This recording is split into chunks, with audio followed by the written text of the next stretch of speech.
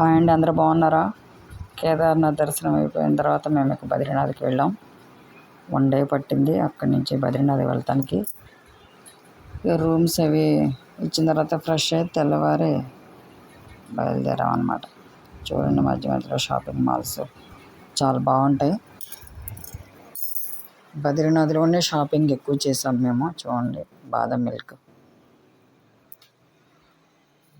బద్రీనాథ్లోనే ఏదైనా ఎక్కువగా ఉలెన్తో చేసినవి ఎక్కువగా ఉంటాయి. ఎక్కువ షాపింగ్ చేసింది అయితే బద్రీనాథ్లోనే.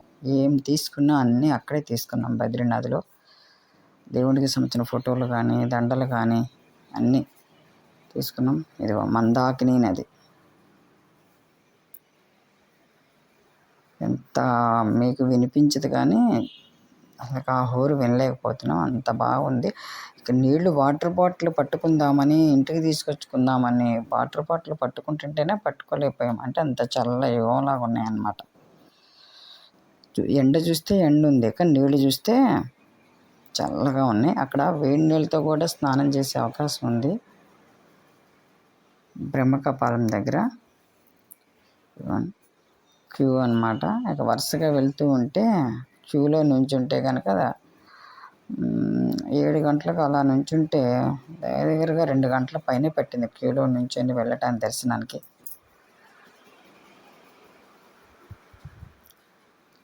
బద్రీనాథ్ దర్శనం ఇదంతా వ్యూ అన్నమాట.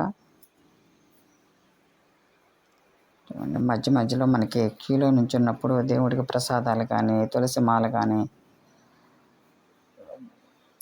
నామం పెట్టేవాళ్ళు కానీ ఇక వీళ్ళందరూ కనిపిస్తూ ఉంటారు.